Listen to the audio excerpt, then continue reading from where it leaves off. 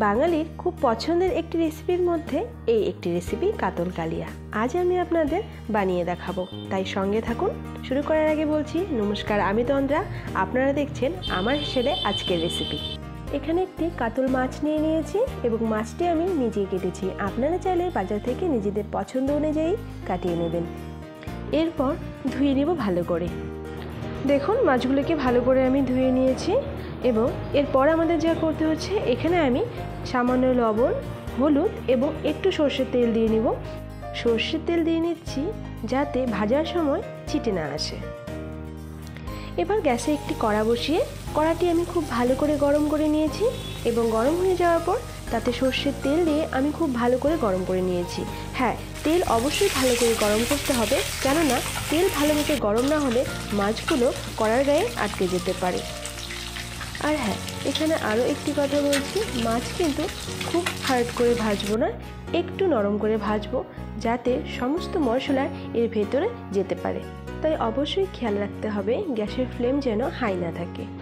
মাছ ভেজে নেওয়ার পাশাপাশি করে নিয়েছি কিছু বাটা মশলা এবং সাথে রয়েছে কাজু বাদাম বাটা এবং নারকেল বাটা।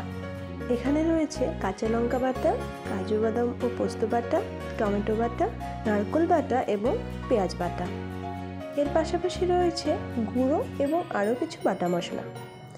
এখানে নিয়ে নিয়েছি রেড চিলি পাউডার, আদা বাটা, জিরে বাটা, হলুদ গুঁড়ো ও ধনে বাটা।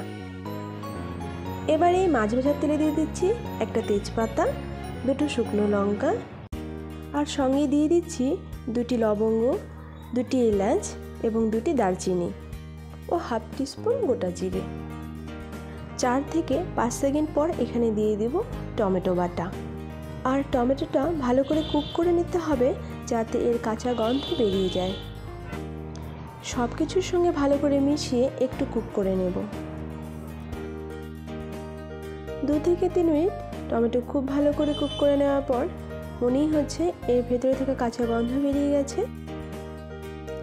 এবার এতে দিয়ে দেব বেটে রাখা পেঁয়াজ। 1 থেকে 2 মিনিট কুক করে নেব এবং এরপর দিয়ে দিব গুঁড়ো মশলা। দিয়ে দিচ্ছি লাল লঙ্কা গুঁড়ো, হলুদ গুঁড়ো, এর পাশাপাশি রয়েছে আদা জিরে বাটা এবং ধনে বাটা।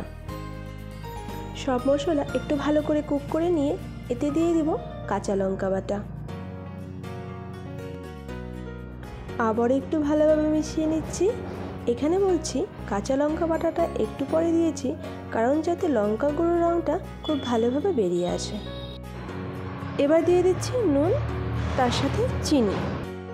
1 থেকে 2 মিনিট আবারও কুক করে নিয়ে দিয়ে দিচ্ছি কাজু ও পোস্ত বাটা। সব কিছুর সঙ্গে একবার ভালোভাবে মিশিয়ে নিচ্ছি। আমি এখানে কোনো রকম জল ব্যবহার করছি না। কিছুক্ষণ কুক করে নেওয়ার পর এখানে দিয়ে দেব নারকেল বাটা। রান্নাটি কিন্তু মিডিয়াম ফ্লেমে করছি।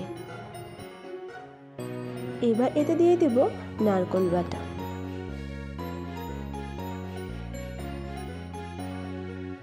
নারকেল বাটা দিয়ে সব কিছু আবারও খুব ভালোভাবে মিশিয়ে আর কিছুক্ষণ কুক করে নেব।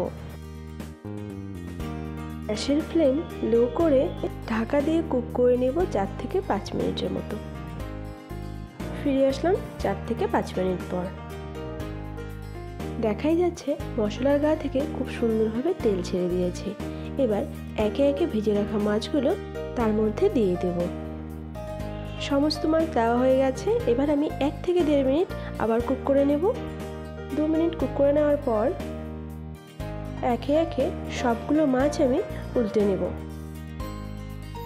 ভালোভাবে মাছগুলি উল্টে নেওয়ার পর আমি আবার ঢাকা দিয়ে কুক করে নেব 2 থেকে 3 মিনিট। ফিরে আসলাম 3 মিনিট পর এবং এর ওপর আমি এখন ভেজে রাখা পেঁয়াজ বেরেস্তা দিয়ে দিচ্ছি। আপনারা চাইলে নাও দিতে পারেন। তৈরি হয়ে গেল কাতল কালিয়া। যদি আপনাদের রেসিপিটি ভালো লাগে তাহলে অবশ্যই সবার সঙ্গে শেয়ার করবেন। দেখা হচ্ছে নতুন একটি রেসিপি নিয়ে।